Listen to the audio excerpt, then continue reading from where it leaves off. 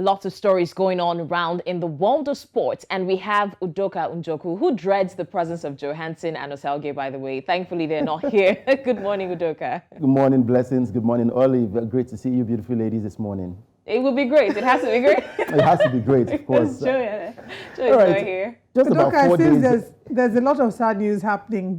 Injuries here and there, people dropping out of the World Cup or being ruled out. Who's the latest? We knew this was going to happen. We knew it was going to happen for a lot of players, especially the likes of the African players, Sadio Mane. Because the timing is too close, Udoka. All right, talk to us. What's happening? All right, a lot to talk about, but let's start off with German Bundesliga football star Christopher Nkunku. He has been ruled out of the 2022 World Cup after suffering an injury in France's training. Nkunku twisted his leg in a bad way when he challenged Eduardo Camavinga for the ball during Tuesday's training session. The RB Leipzig forward immediately signaled he was in pain and departed the training field to receive treatment. France have since confirmed that the injury will prevent him from taking part in the tournament in Qatar. And the news is a big blow for the Le Blues, who previously had Paul Pogba, N'Golo Kante, and Presnel Kimpembe ruled out of action in Qatar. And Nkunku has been in splendid form for club side Leipzig this season too, scoring 12 times in 15 Bundesliga appearances. Quite a sad one for Nkunku right there. Moving on now, still talking about the World Cup. Iran manager Carlos Queiroz says his players are free to protest over women's rights in their home country while they are at the World Cup in Qatar.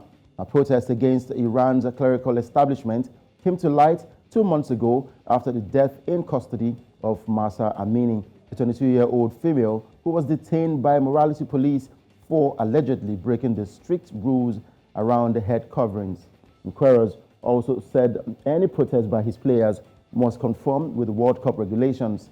Iran's players covered up their national team badge when they played 2 warm-up games in September. Iran began their Group B campaign against England at the Khalifa International Stadium on Monday. And to athletics now, Morocco's Sofiane El Bakkali and Kenya's world marathon record holder Eliud Kipchoge have made the final cut for the Men's World Athlete of the Year award. Others in the list include world indoor and outdoor pole vault champion Mundo Duplantis of Sweden, the world 5,000-meter champion Jacob Ingebrigtsen of Norway, and world 200-meter champion Noah Lyles of USA. Now, the World Athletes of the Year will be announced on World Athletics social media platforms in early December as part of the World Athletics Awards 2022. And to boxing, our heavyweight boxer Tyson Fury says he needs to fight his fellow British heavyweight Anthony Joshua before he retires. Negotiations over a potential bout between WBC champion Tyson Fury and former unified champion Joshua, his team, has actually broken down since September. 34-year-old Fury will now have to defend his title against Derek Chisora in London on the 3rd of December. Now, discussions over a potential bout between Fury and Joshua were held following the 33-year-old's defeat in the second fight against Alexander Usyk in August. Shortly after the fight, Fury challenged Joshua to a fight via a video on social media, to which Joshua accepted, saying he would be ready in December. Negotiations ended with both parties blaming each other for the fight not coming to fruition. There's always been, though, I don't think I can retire today because I need that Joshua fight. We have been trying to make that fight for years, right? Why do you need that fight? Because it's the fight that people want to see. Like the Roman general said, and we beat everybody now. He said, yeah, there'll always be somebody else. In the beginning of the Gladiator movie. Yeah. Remember it? Yeah. Where he goes, we've conquered the world. And he goes, there'll always be somebody else to fight. There'll always be another war. Yeah. And it's going to be somebody else. Like before, for the last 4 or 5 years, there's been this 3-headed monster. Me, Wilder, Joshua. Joshua and Wilder have been slain. And I'm the last one standing. All of a sudden, you've got some new people coming up now. You got Joe Joyce coming, Daniel Dubois, Usyk's gate crashed the party. So now there's a load of new blood that wasn't there 5 years ago. And it's like, well, can you beat this person? Can you beat that person? But I think it would be an absolute dying travesty if me and Joshua didn't fight in this era.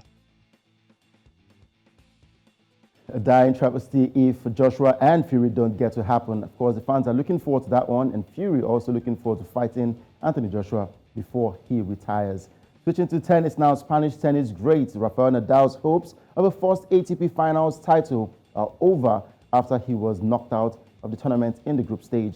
He was beaten in 2 straight sets, 6-3, 6-4, by Felix Auger-Aliassime after an opening round loss to American Taylor Fritz in Turin. The 36-year-old's exit means the Spanish compatriot Carlos Alcaraz finishes 2022 as world #1. Norway's Casper Ruud needed to win just 1 set against Fritz on Tuesday to eliminate Nadal. Now, Casper Ruud, who had already beaten Auger-Aliassime, edged out Fritz 6-3, 4-6, 7-6 in a tight encounter and is now top of the green group with 2 wins from 2 games. And the 19-year-old Alcaraz, who won the US Open in September, is the youngest ever year-end world #1, but is not competing in Turin because of injury. Now for Nadal, he has now lost 4 matches in a row, going back to the US Open. And that's a wrap on Sport Update on Breakfast Central. I am Udoka Njoku. Back to you, beautiful ladies. Thank you very much, Udoka, for the updates there. It's important to talk about what's happening. The World Cup is coming up in a few days, 4 days, I believe. 4 and days.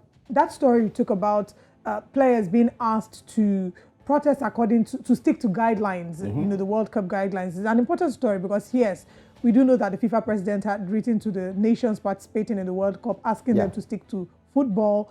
But then you can't separate the people from their country and the problems that they are facing. Yeah. Master Amini, is a story is a name that must be mentioned. The protests that have sparked not just in Iran but around the world. The 22-year-old woman who unfortunately had to die by quote-unquote morality police, even though people have questioned why should they be called morality police? What does that in essence mean? What does morality police mean? I mean, it's only fair that these people are allowed to stand in solidarity of their people. Very true. And it's good to see that Carlos has allowed them, as long as they are protesting according to the guidelines, they should. Sure, this World Cup has a lot of controversy surrounding it, and that's why FIFA president and all of FIFA came out to say that, look, let's focus on football and leave all the controversies aside. From what's happening over there in Iran, there's also situations over there in Dubai. All over the world, everyone has reasons to protest right there at the World Cup. Even the football players are saying, look, this World Cup is coming too early. This is not the time we usually play the World Cup. Look at the injury situations we have all over the countries. The players are getting injured. There's fatigue setting in. So the protests left, right, and center. But the FIFA president said, look, let us focus on this football and let's use football as a way to bring peace back to the world. He also spoke about what's happening between Ukraine and Russia, saying, let's have a ceasefire for at least 1 month. Let's focus on football. Well, Gianni Infantino can say one thing, but then the players are the one that would participate in the game and then go back home to the problems that their countries are facing. Different strokes, different people believe different things. Let us know what side of the divide you're on. Should they be allowed to protest? Should the rules be amended that footballers are allowed to protest some of the challenges that are going on in their countries? Let us know at News Central TV. But we can't round up very quickly without talking about Tyson Fury and Anthony Joshua. What is that about? Needing the fight? I mean, come on, it's been a whole lot of trash talk between both of them. Too long. I mean, it's taking too long. Let's see this thing happen between Fury and Anthony Joshua. Yes, Anthony Joshua lost to Alexander Usyk. Sad one for Joshua. Lost terribly. But yeah, terrible loss for Joshua. But if you ask me, I would say this fight shouldn't happen because I feel like Joshua is going to lose to Tyson Fury because he looks better prepared for Anthony Joshua. He wants to eat Anthony Joshua on the boxing ring. But of course, the fans look forward to this one, and it's going to be a heavyweight fight, a big money fight between these two giants. So if it happens, of course, the blockbuster I want it to be. And for Tyson Fury, he knows how to talk. And not just talk, he also knows how to punch right there in the boxing ring. Well, and I think Joshua's loss is what's triggering Fury's ginger. Because he feels that if he has been beat once, beat twice, I probably can't beat him as well. Exactly. There's lots of money to be made, but there's also a career that's on the line. Many people are of the view that Anthony shouldn't take this. But I guess we're going to find out in time. Yeah. Thank you so much, Udoka, for joining us with sports this morning. Before I go, there was something that happened 2 days ago with another former boxer, Floyd Mayweather, who went to Dubai. He was denied access into Dubai because he had an exhibition fight. And just when he was denied, he had to call the top authorities in Dubai. Look, he said, look, Mayweather is in town. You guys should let me into your country. And boom, less than 30 seconds, he got into the country. Levels. Follow, they say follow who no road. There are levels to these things. Thank you, Udoka, for sharing the stories and sports with us. We look forward to having you again. Thank you As we very proceed much. with the show this morning, we've had a very interesting one. Let's take you through the conversations that we've had this morning.